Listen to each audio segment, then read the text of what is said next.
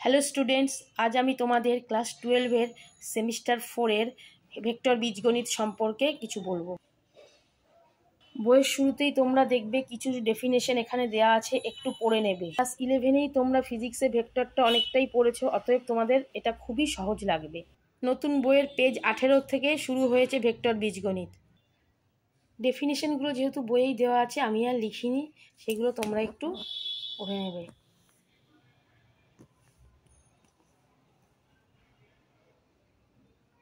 ভেক্টরটা খুবই ইজি আছে, একটু মন দিয়ে করলেই তাড়াতাড়ি পেরে যাবে। পিঙ্ক কালিতে যে নাম্বারগুলো রয়েছে এটাই তোমাদের নতুন বইয়ের নাম্বার। যেহেতু এবছর একটু চেঞ্জ হয়েছে তাই এগুলো কিছুটা চেঞ্জ হয়েছে, তবে খুব একটা চেঞ্জ হয়নি আগের বইয়ের থেকে। সেমিস্টার 3টা যেমন অনেকটাই চেঞ্জ হয়েছে, কিন্তু 4-এর ক্ষেত্রে এই ভেক্টরটা খুব বেশি চেঞ্জ হয়নি। একটু তো চেঞ্জ হবেই আগের বইয়ের থেকে, কিন্তু খুব বেশি নয়। একই ধরনের অঙ্ক আমি পুরোপুরি করে দিইনি, তোমরা নিজেরা এটা একটু চেষ্টা করবে। সেমিস্টার 4-এ যেহেতু বড় কোশ্চেন, তাই তোমরা কিন্তু একটু লিখে লিখে করবে, একদম না লিখে করলে এটা কিন্তু হবে না।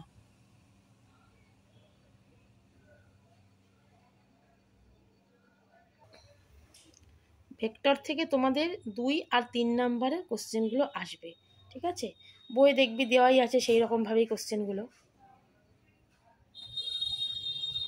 এটা উদাহরণ 2-এর অঙ্কটার মতো একদম সেম, একটু করে নেবে। পিঙ্ক কালারের যে নাম্বার সেটাই কিন্তু আসল নাম্বার, হ্যাঁ, তোমাদের বইয়ের সাথে যেটা ম্যাচ করবে।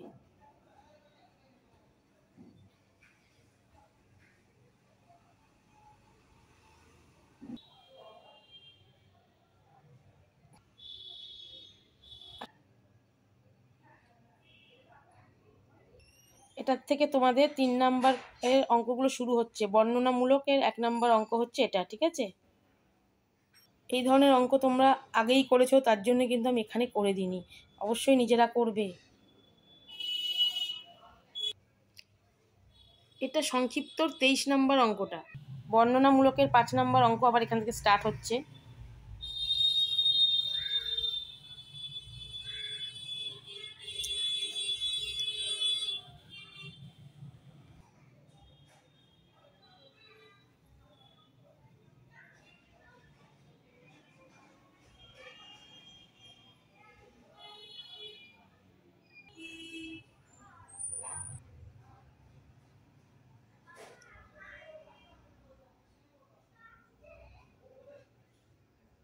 এটা HS 12-তে এসেছিল। ভেক্টরের অঙ্ক কিন্তু অন্যান্যগুলোর থেকে খুবই ইজি, তোমরা একটু মন দিয়ে করলেই এটা ভালো তৈরি হয়ে যাবে। আর 11-এর থেকে ক্লাস 12-এর অঙ্কটা কিছুটা হলেও সহজ।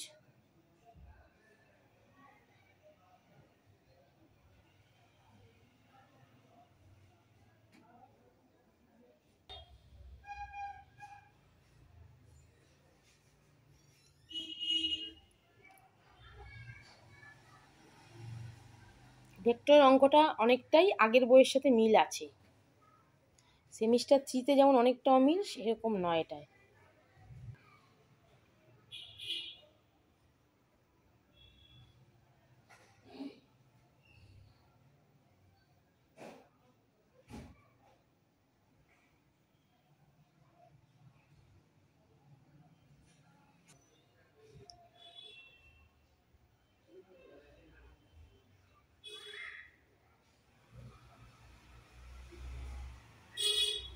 এটা একটু বড় আছে অঙ্কটা।